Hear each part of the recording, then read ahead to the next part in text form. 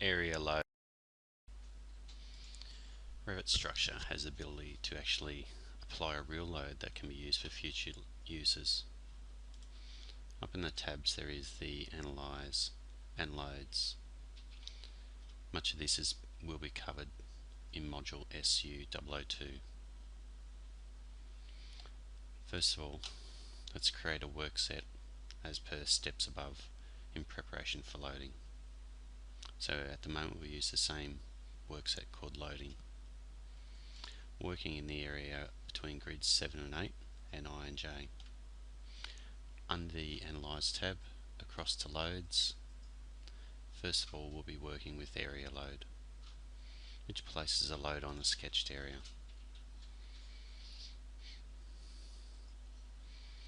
Let's create a new type, edit type, and duplicate, and loading one. At this point here, let's change the force arrows. This is just a visual representation. Let's changing this down to the open 90 degree 1.25 mil. Let's also change the area force to be 0.5 and distance between the arrows of 10 mil.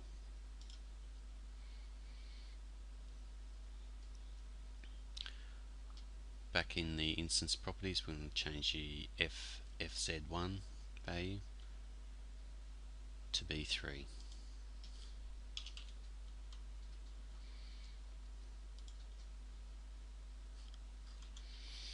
This value here has a correlation between the actual length of the arrows, which you will see in 3D. So once we've got those settings set, now we just need to create our shape. So creating just a rectangle area,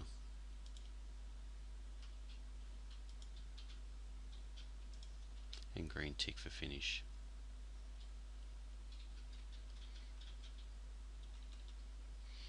Again, if nothing's turning up, we need to go to Visual Graphic Overrides,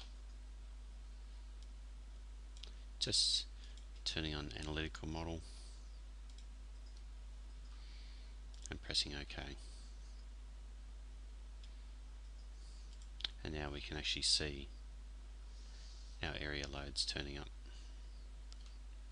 So just recapping, that's Visual Graphic Overrides, Analytical Model Categories, it's down under Structural Loads, and here is the area loads.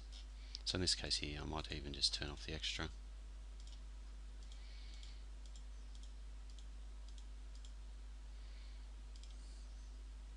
Just leaving loads on.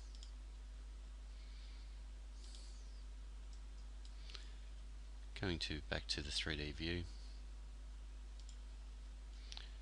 I'll just quickly open up the 3D view, and here we are back here. So just understanding FZ1, how it is currently positive 3. If I change this now to a -3, as you can see, minus being loads down, positive loads up.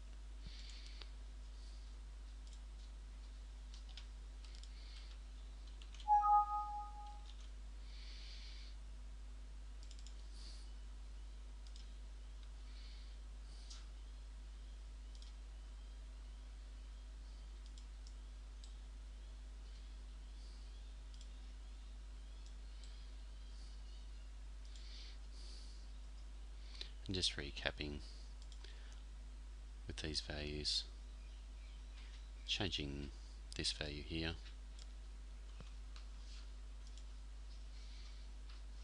is a factoring, area force scale,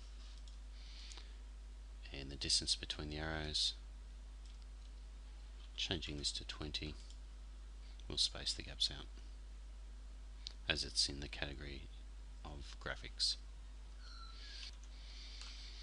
With the area load selected, looking in the properties dialog box, we've got description and comments which we can use. So under comments, we might be using this one called live load. And the description, this may be called compactus.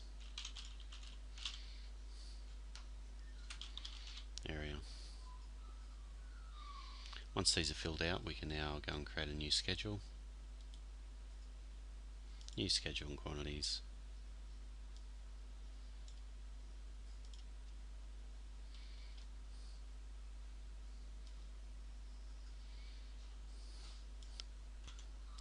Down to structural loads, selecting area load. Adding the following FZ1, an area. The actual count so we know how many of. The comments, description. And at the moment, as you can see, there is no level parameter. So to determine that that is actually on level 2, we may need to create a new running parameter. So let's just go add a parameter.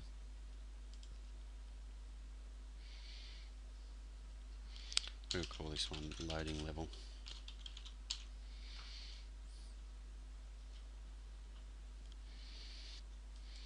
We'll just make this text based. Place this in a category as applicable. So we might use structural analysis. And OK. And OK.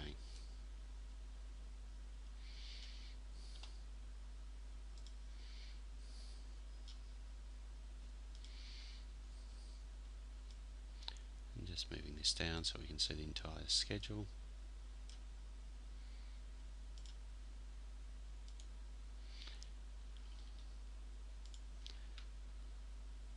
As we can now see the new parameter. So this one occurs on O2 floor.